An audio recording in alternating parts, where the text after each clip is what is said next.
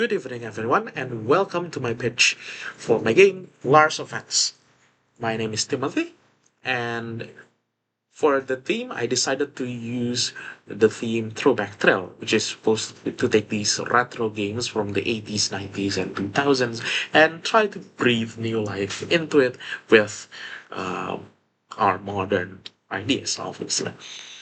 And I decided to take Yars the French, a game made in 1981 for the Atari 2600, uh, which, if you're asking why, well, it's simple. It's because it already has a very good gameplay loop to build off. Despite having minimal amount of moving parts, minimal amount of parts, these parts all meshes together really well to create a very, very good gameplay loop that is very fun, especially like during the Atari stuff. Like it's very impressive how fun it is, even like playing it today. And because of that, I decided, well, why not make a roguelite out of it? Lars of Us is a roguelite based on the game Yars Revenge. In this game, you play Yars Revenge. You play as Lars, and you have to defeat the Cavill ships that you enter. And after every encounter, due to the roguelike elements, you will be given two random choices that will impact your next encounters, both positively and negatively. For example, in this case, Lars, your player, becomes 20% faster, but you cannot warp on the edges of the area, so you cannot go from down here to immediately up here.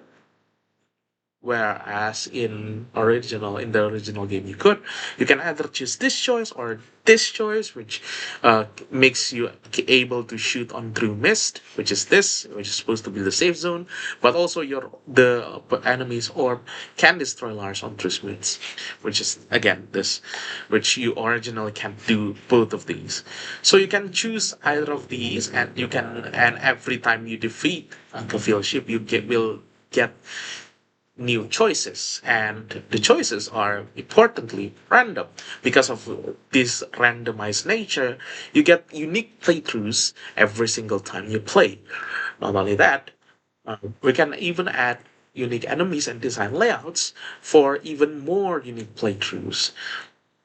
Even in this particular instance, where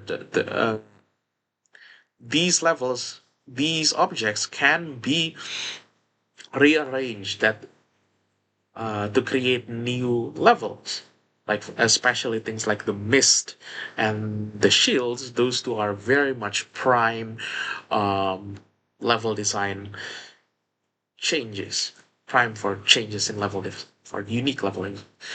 And of course, we can obviously also add new enemies and unique enemies to top it off as well as even more than that, we can add other events.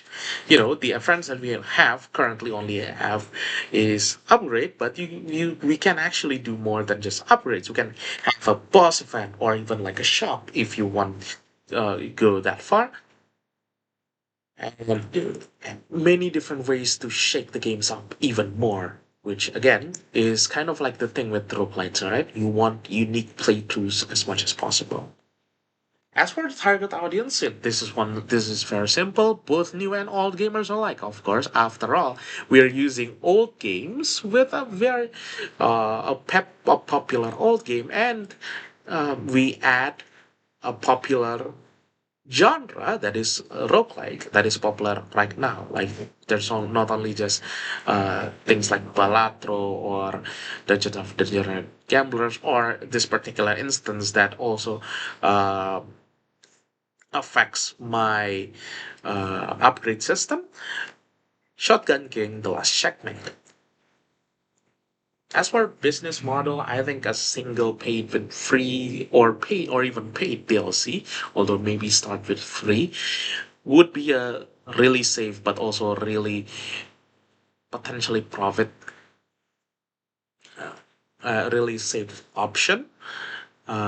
And as for the timeline, we are currently at the prototype, and we have around 1 month for pre-alpha, alpha, and beta, and 2 months for release.